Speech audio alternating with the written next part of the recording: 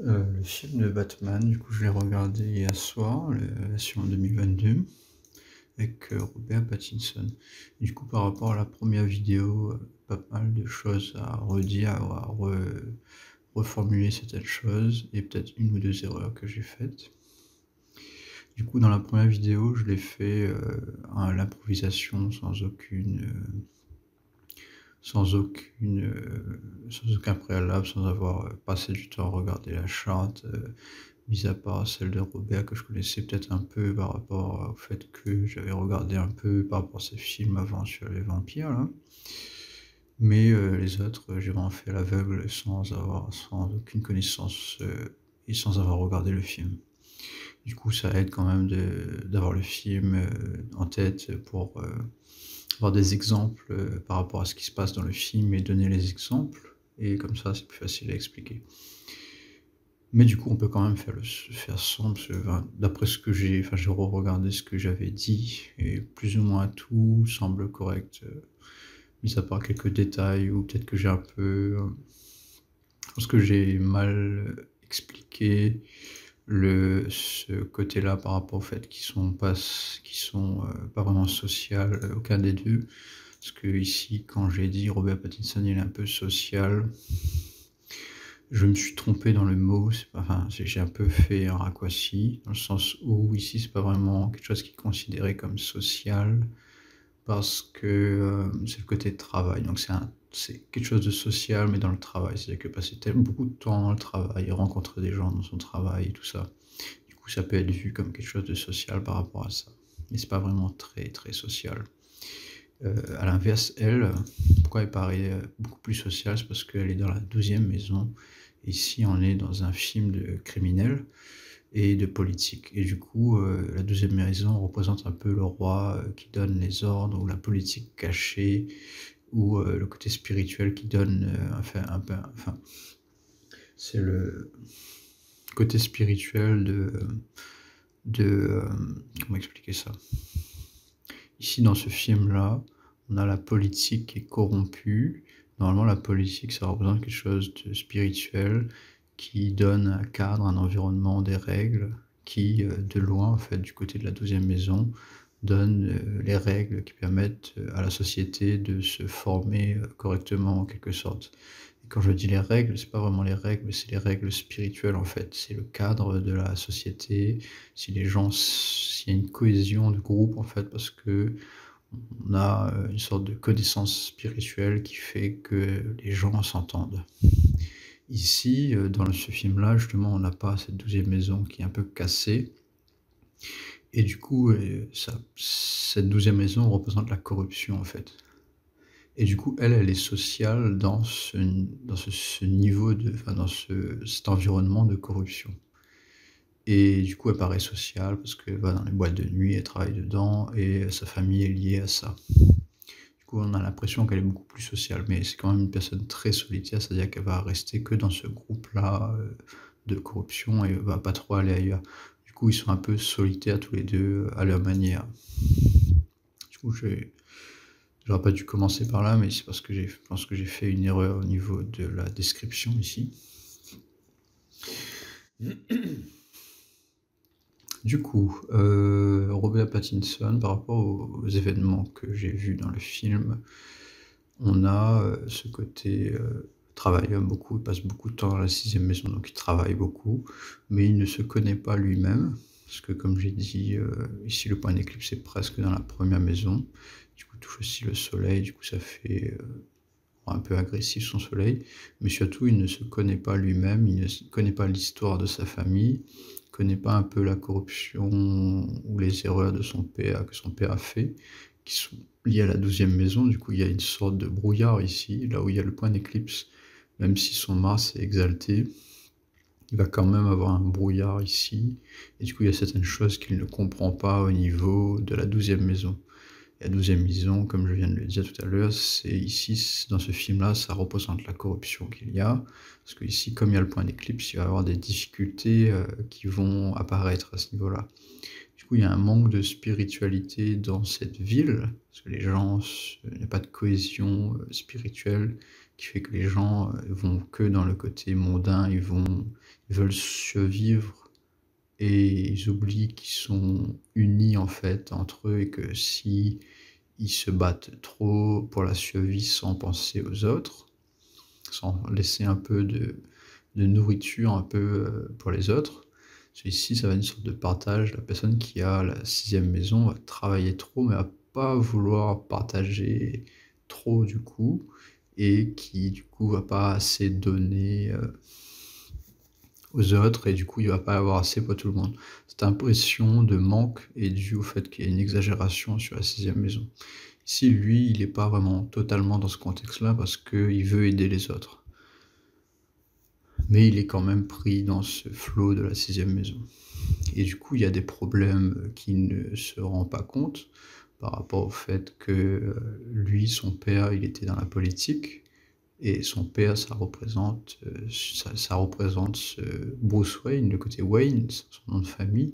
Du coup, il ne connaît pas en fait l'histoire de sa famille, qu'il y avait en fait que son père était dans la corruption en quelque sorte, et qu'il y avait des histoires de corruption qui étaient liées aussi à son père. Euh, du coup, il va découvrir cet aspect de sa personnalité. Mais lui, il est plus, enfin, on voit dans le film, c'est que lui, il n'est pas vraiment dans la politique du tout. Il n'aime pas ce côté de la 12e maison. Je dis la 12e maison, c'est la politique, mais c'est plus la 11e. Mais comme c'est proche de la 11e, on va avoir un peu le même thème dans la 12e aussi, que ça se rapproche entre la 12e et la 11e. Et ici, ça va être plus la politique dans le sens spirituel.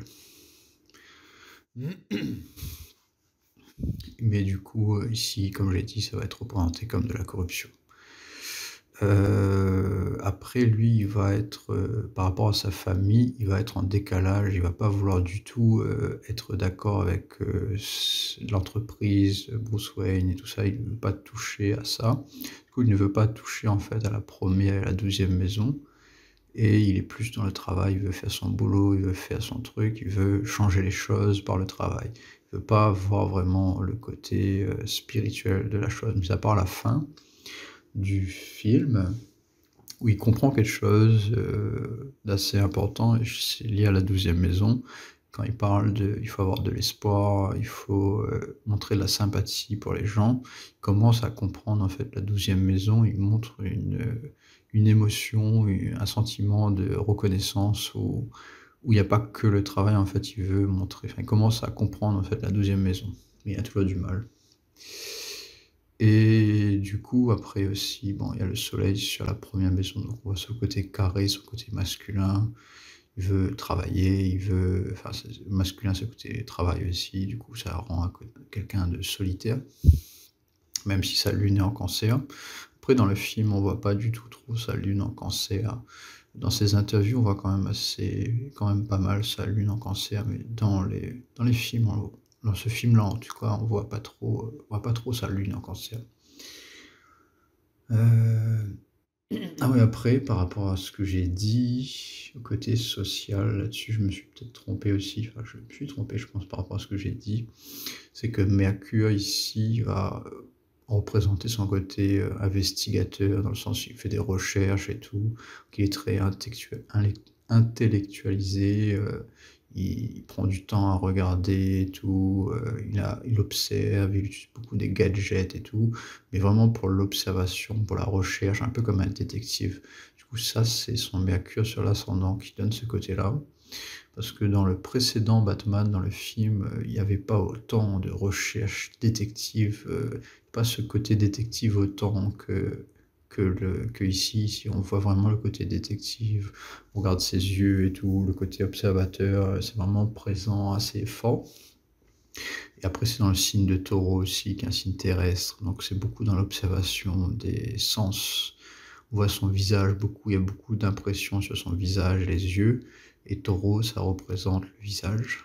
On a beaucoup le visage et les sens, du coup, les yeux, les oreilles et tout. Du coup, ça rend ce côté détective un peu plus fort. Mais on n'a pas ce côté parler beaucoup chez lui, parce qu'il y a le soleil, je pense, et il y a ça aussi qui fait qu'il est plus dans le travail, du coup, son côté Mercure ressemble plus comme quelqu'un qui va travailler que plus comme quelqu'un qui va être social. Parce que du coup, il utilise son Mercure plus pour le travail que pour vraiment parler et être social avec les gens. Du coup, ça ressort pas comme je le pensais, du moins dans le film. Après, je pense que j'ai tout dit. Après, il y a Saturne ici, dans la 8e maison, mais c'est pas un côté très fort apparent, mis à part que ça bloque un peu son côté social. C'est la 8e maison, c'est un côté social aussi, c'est l'aide qu'on reçoit des autres. Du coup, il aime pas recevoir de l'aide des autres, mais on le voit pas trop dans le film. Et du coup, voilà, j'ai plus ou moins fait compléter un peu ce que j'avais dit sur Robert Pattinson dans le film de Batman.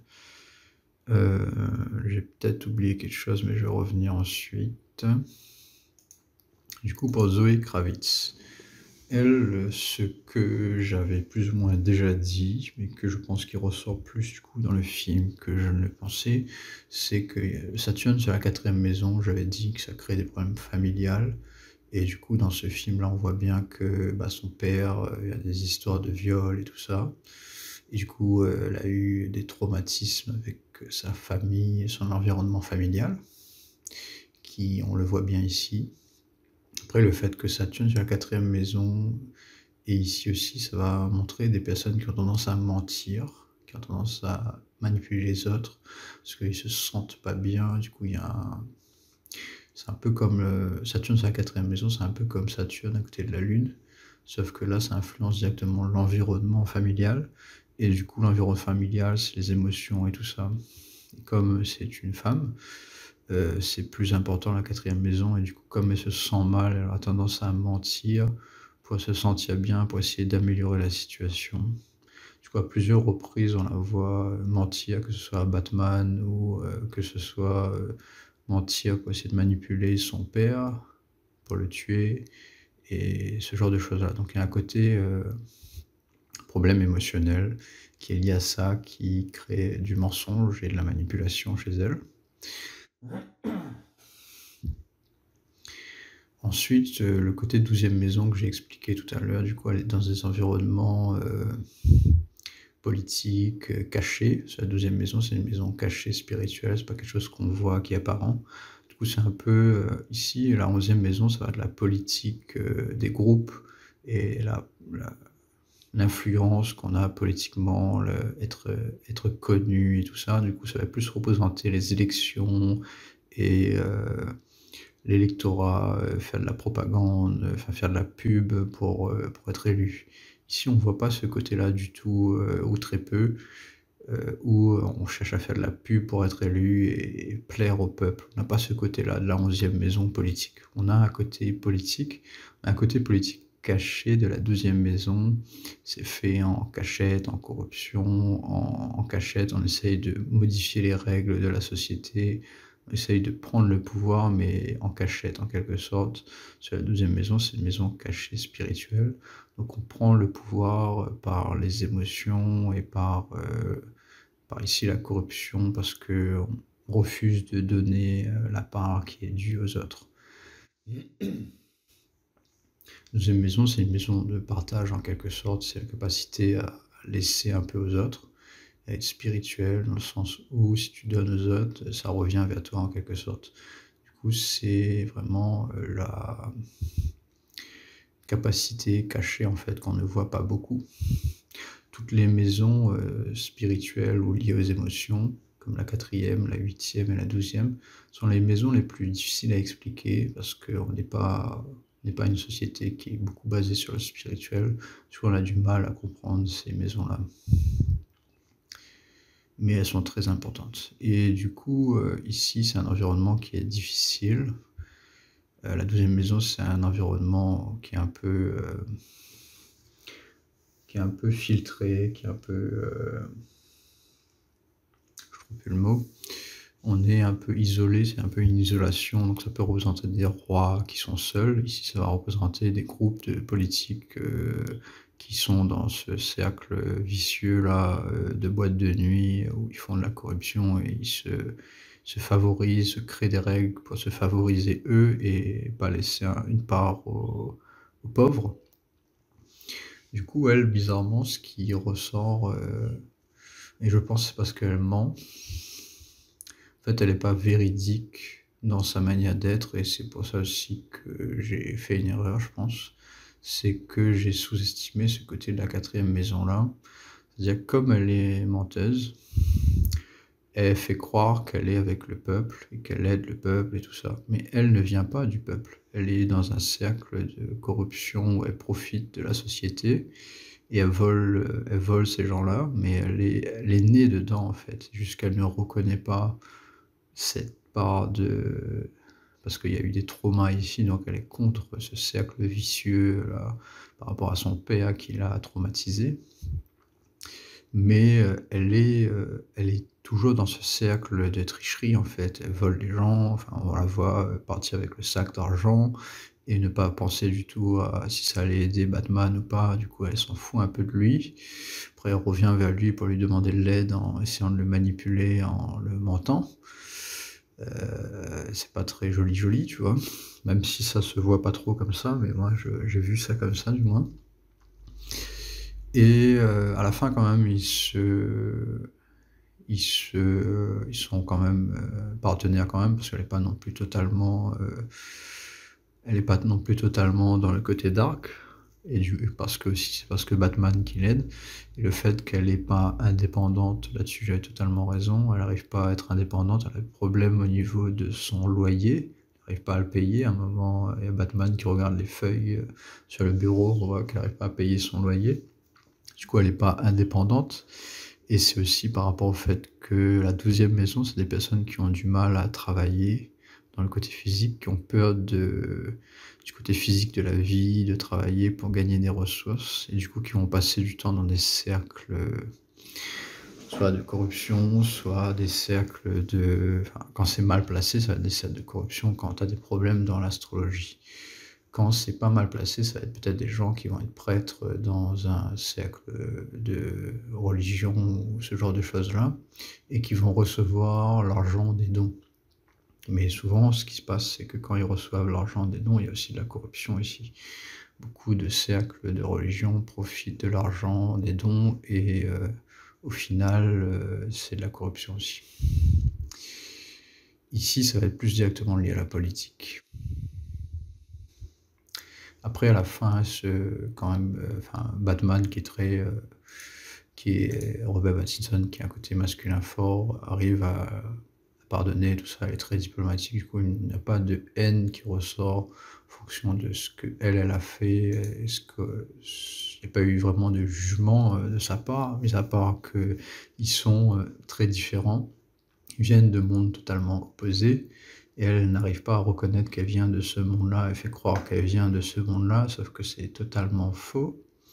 En fait, il y a un parallèle total, en fait. Lui, elle pense qu'elle vient des quartiers défavorisés, sauf qu'elle vole les gens et qu'elle profite de la richesse.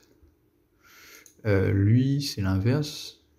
Il vient d'une famille très riche, mais il ne reconnaît pas son côté qui vient de cette famille-là, parce que il y a le point d'éclipse ici, du coup il a du mal à voir qui il est vraiment, il ne reconnaît pas ça, donc il est plus avec les pauvres, il passe son temps dans la rue à combattre les méchants, du coup il est un peu, il joue le rôle du pauvre en fait, il joue le rôle de la personne qui est défavorisée, alors qu'il est riche. En fait, il ne reconnaît pas du tout son côté spirituel qui est là, qui vient d'une famille favorisée du coup. Et elle est dans une famille favorisée, sauf qu'elle a eu des difficultés, et du coup elle ne reconnaît pas ce côté-là. Et elle va vers plus la 6e maison, mais c'est un peu faux, je pense. C'est-à-dire qu'elle a l'impression d'aller vers la 6e maison, mais elle n'y va pas vraiment, parce que ces planètes sont plus proches du côté de cet axe ici, qui ici, je dis, c'est du spirituel d'habitude, mais quand c'est du spirituel qui est difficile, ça va être de la corruption. Mais non plus, c'est pas non plus totalement de la corruption, c'est juste qu'elle n'arrive pas à être indépendante, et du coup, elle vole un peu pour arriver à satisfaire ses besoins. Mais elle n'est pas non plus dans la corruption pure et dure comme les autres. Et du coup, il y a son côté Mars qui ressort beaucoup, ce côté agressif. Après, plus ou moins tout ce que j'avais à dire, je crois. Après, elle a Jupiter sur la 8e maison. Du coup, contrairement à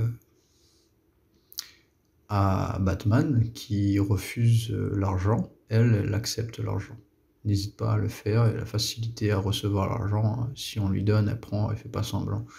Ici, lui, c'est l'inverse. Robert Pattinson, il a Saturne sur la 8e maison. Du coup, il a des difficultés à recevoir des pots de vin ou l'argent des autres. Du coup, c'est exactement l'inverse à ce niveau-là. Il a un refus total de recevoir l'argent même l'argent qu'il mériterait, il refuse un peu. D'ailleurs, il refuse l'argent, l'héritage de sa famille, il s'en fout, il veut pas l'héritage de sa famille. Il refuse l'argent qui pourrait paraître l'argent de la corruption, même si c'est pas forcément l'argent de la corruption, mais c'est l'argent de l'héritage, l'argent des autres. La 8e maison représente l'argent des autres. Ici, on a quelqu'un chez Zoé Kravitz qui accepte l'argent des autres, parce qu'il y a Jupiter ici. Là où on a Jupiter, on a des facilités à recevoir les choses. Et en général, Jupiter est mal placé dans la 8e maison, ce qui représente... Enfin, Saturne, c'est mieux d'avoir Saturne ou Jupiter dans... Enfin, je suis en train de dire n'importe quoi. C'est mieux d'avoir Saturne dans la 7e ou la 8e maison, parce que justement, ça bloque ces maisons-là qui sont liées à un côté non spirituel. Et c'est mieux vu dans la société de refuser l'argent des autres et l'argent du côté social, donc des autres, des deux côtés en fait. 7e et la 8e maison représentent un peu la même chose. Mais ici, ça va être l'argent de l'héritage en particulier. Et du coup, elle accepte ça, Zoé Kravitz, et c'est mal vu en fait, c'est mal vu. Et c'est pour ça que Jupiter est mal placé dans la 8e maison en général. Du coup, elle a un côté spirituel qui est mal placé.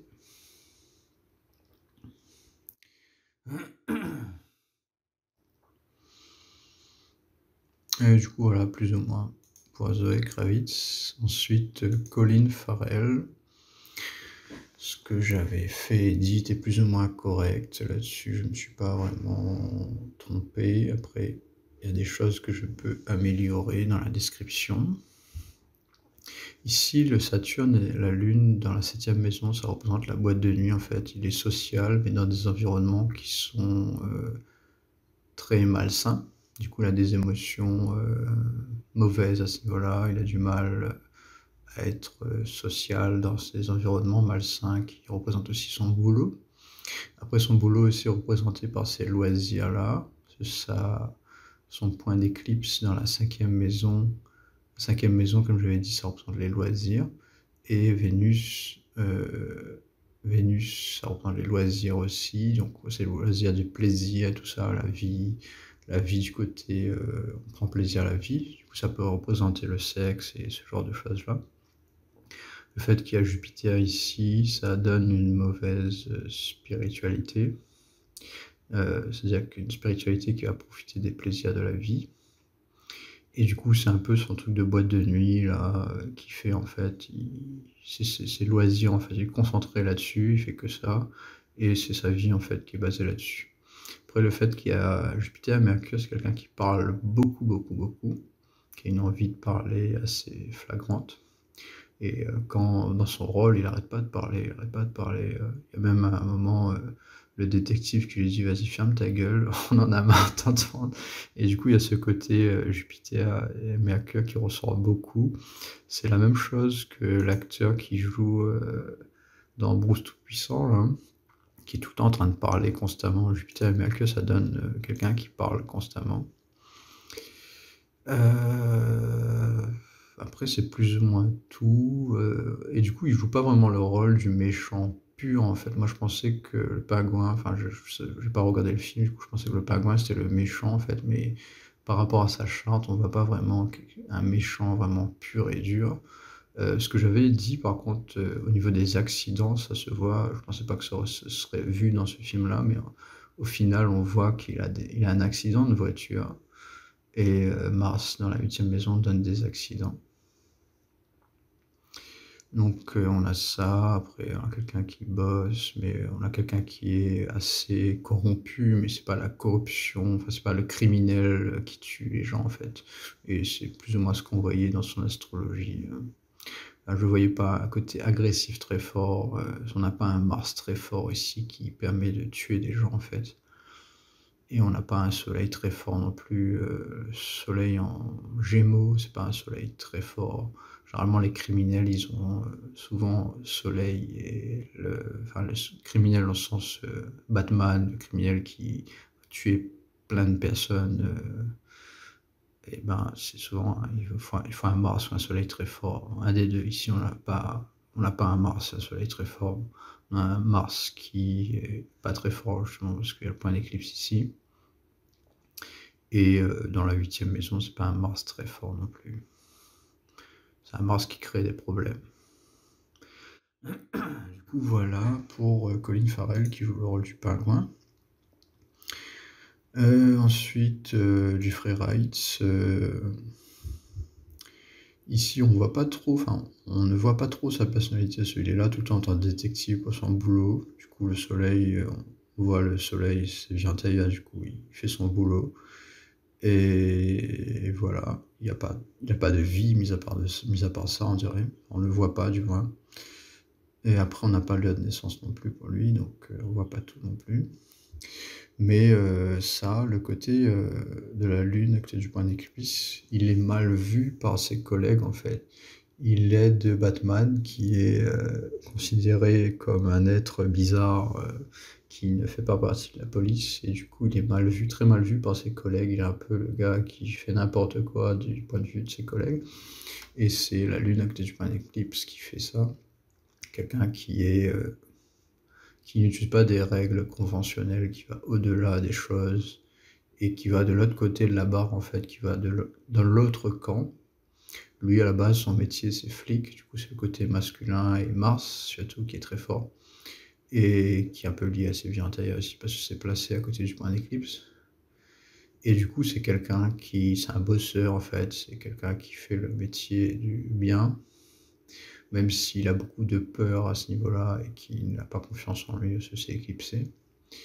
Mais c'est son métier. Mais il va aller de l'autre côté, c'est-à-dire qu'il va aider Batman dans son rôle de justicier, alors que normalement, en tant que flic, il ne doit pas aider ce genre de personnes-là qui sont considérées hors la loi.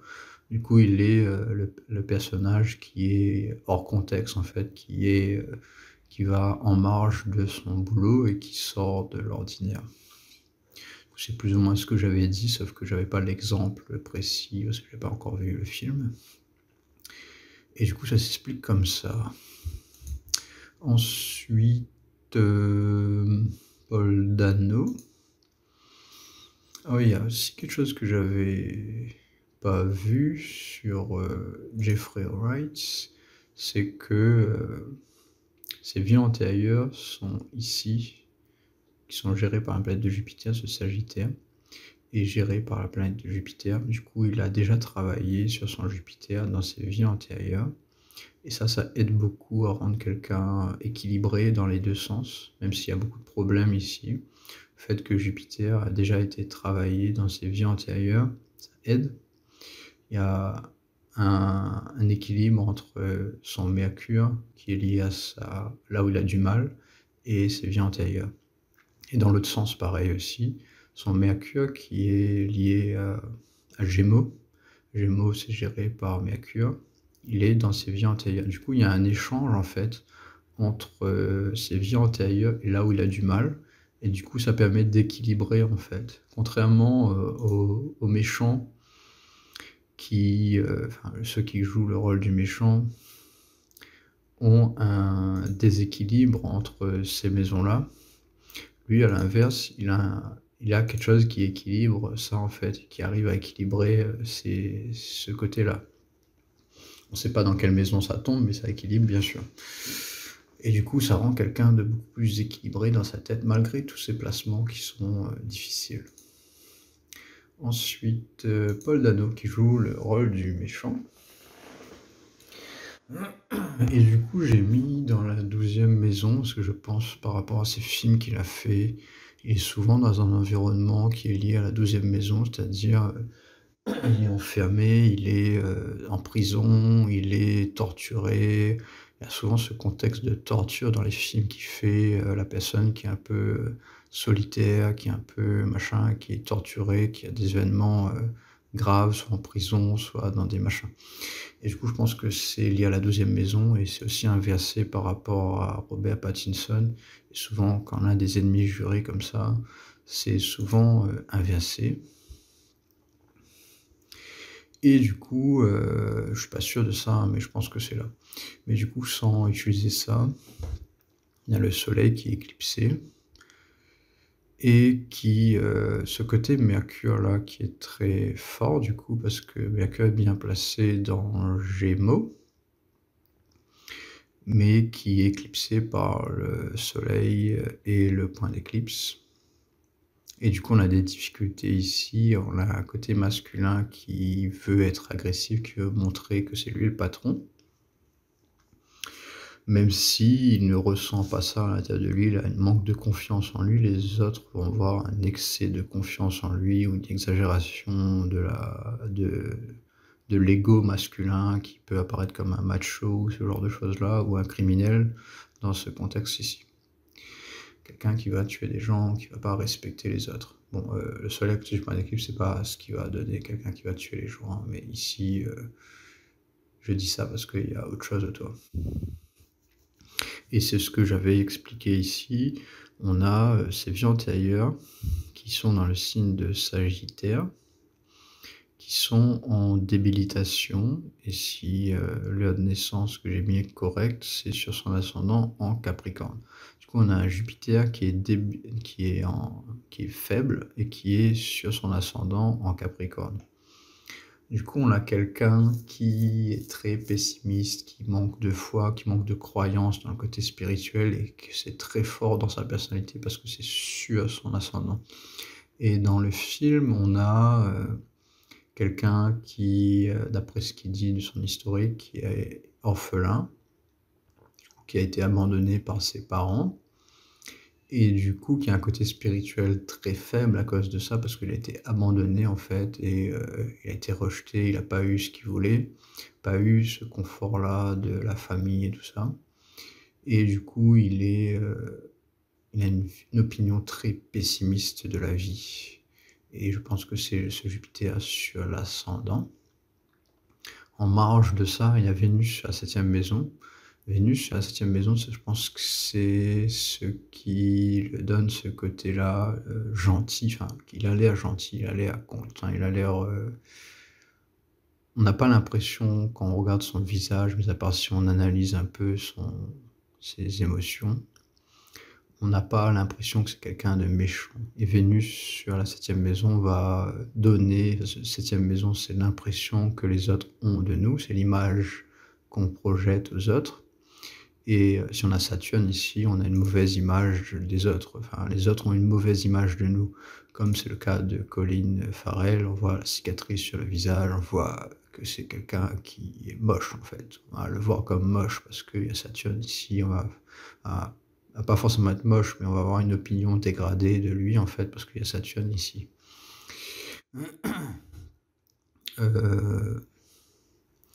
Paul Dano, lui, il a Vénus ici. Donc on a l'impression que il est gentil, enfin, il est mignon, il est beau en fait, il est pas si, enfin, on n'a pas l'impression que c'est un criminel.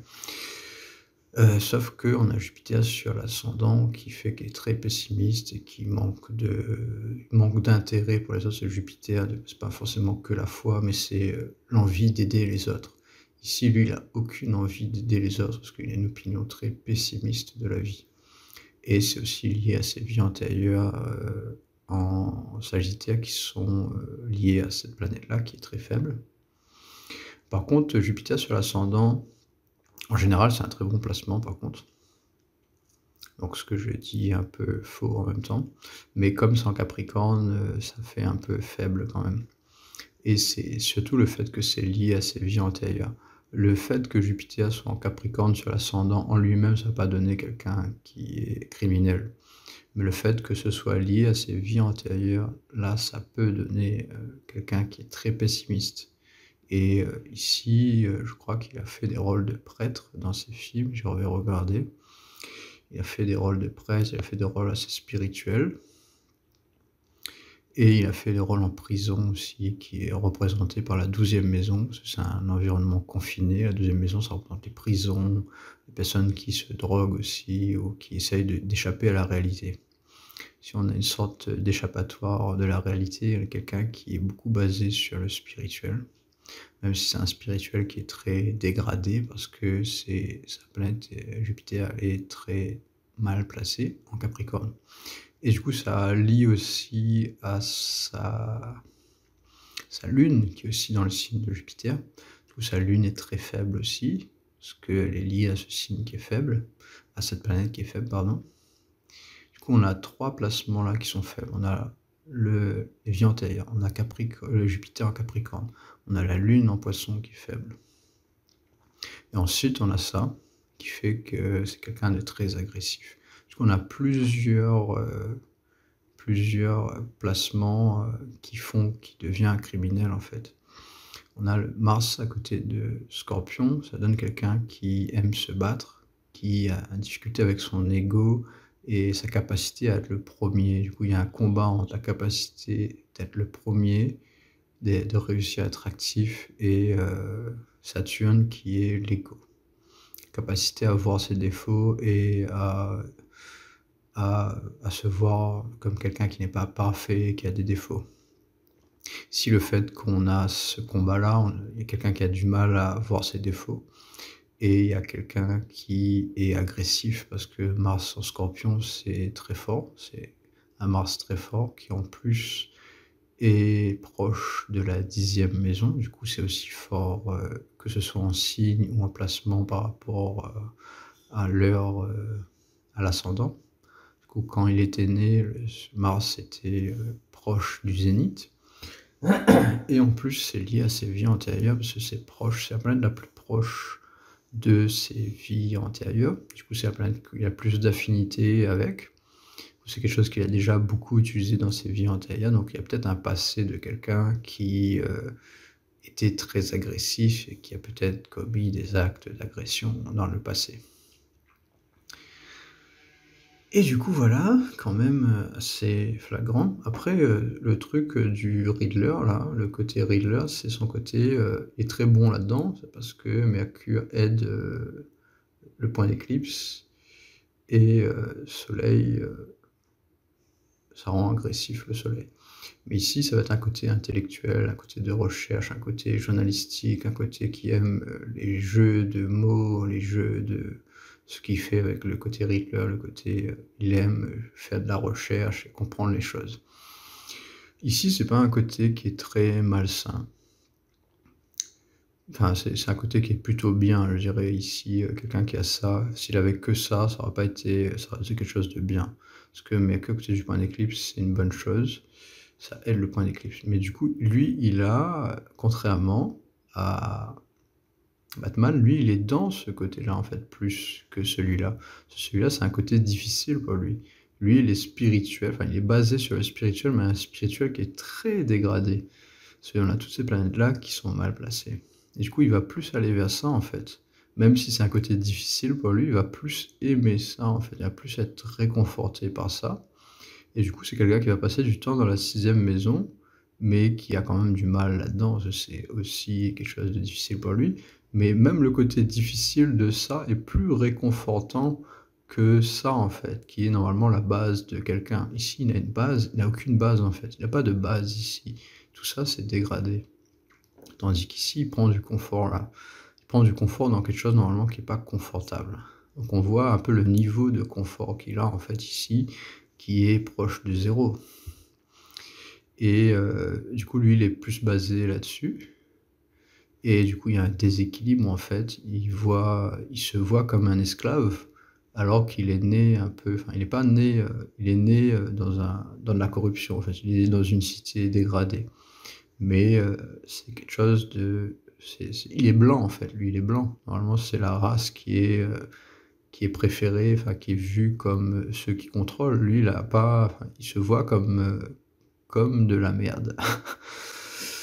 Même si, bon, j'exagère un peu, mais c'est la 6e maison, c'est un peu l'esclave qui fait tout, en fait. Surtout s'il y a pas d'équilibre entre les 2. Normalement, il y a un équilibre entre les 2. Quand il y a pas d'équilibre, on se voit comme un esclave. Si lui, comme il a rejeté totalement son côté spirituel parce que, il est né dans un environnement très difficile, bah, il va se réconforter là-dedans. Et du coup, lui, en tant que personne, Paul Dano, je pense que c'est quelqu'un qui est plus sur le travail, en fait. Et il travaille aussi dans le cinéma. Après, dans la vie réelle, ici, 12e maison, ça représentait le cinéma.